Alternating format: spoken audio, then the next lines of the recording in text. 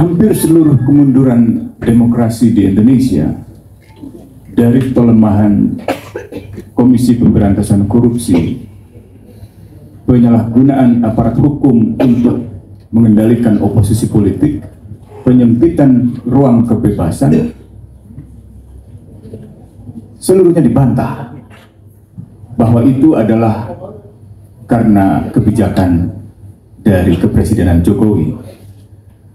Tetapi fakta sulit untuk disangkal bahwa kemunduran itu terus terjadi tanpa pembelaan dari kepresidenan Jokowi.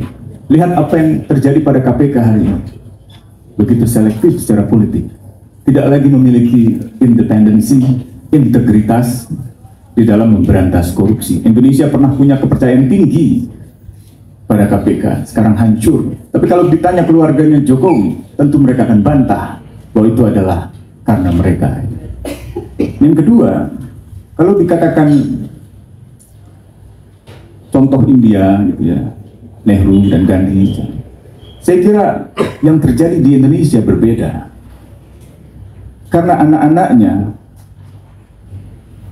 membangun kekuasaan politik di tengah bapaknya masih sedang berkuasa, bukan setelah berkuasa.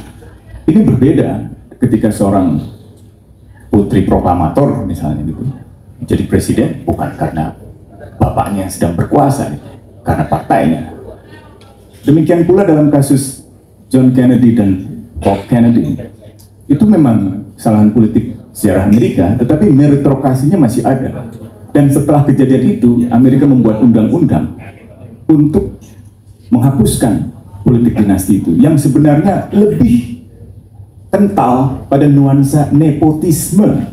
Jadi bukan sekedar bahwa keluarga bisa berkuasa secara politik, tetapi keuntungan-keuntungan material, keuntungan-keuntungan politik ekonomi dari kekuasaan itu dinikmati ketika bapaknya yang sedang berkuasa.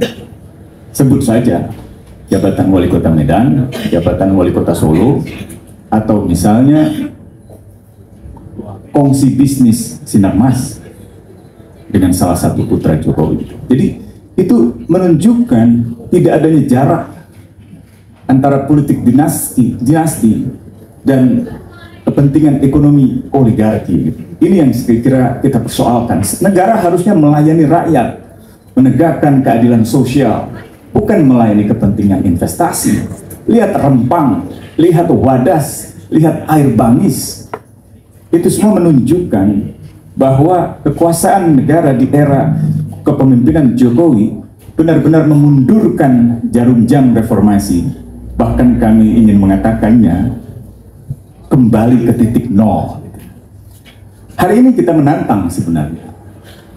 Dan kami sudah prediksi bahwa meskipun soal usia itu ditolak, sejak tadi malam sudah beredar itu informasi akan ada kekecualian untuk mereka yang pernah menjabat sebagai kepala daerah.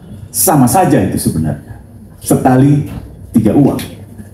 Jadi pada akhirnya dugaan publik, dugaan kalangan masyarakat sipil benar bahwa Mahkamah Konstitusi sudah menjelma menjadi Mahkamah Keluarga. Jokowisme sudah menjelma menjadi Jokowi Garki. Jadi saya kira ini peringatan keras. Prof. Jimli Ashidik sebagai mantan Ketua Mahkamah Konstitusi dalam sebuah wawancara mingguan mengatakan bahwa hari ini totalitarianisme itu ada di depan mata kita. Jadi kekuasaan eksekutif, kekuasaan legislatif tidak berjarak, kekuasaan konstitusional yudikatif tidak berjarak, ditambah dengan upaya-upaya untuk mengkooptasi masyarakat sipil. Dan itu yang hari ini kami tolak. Terima kasih, Man.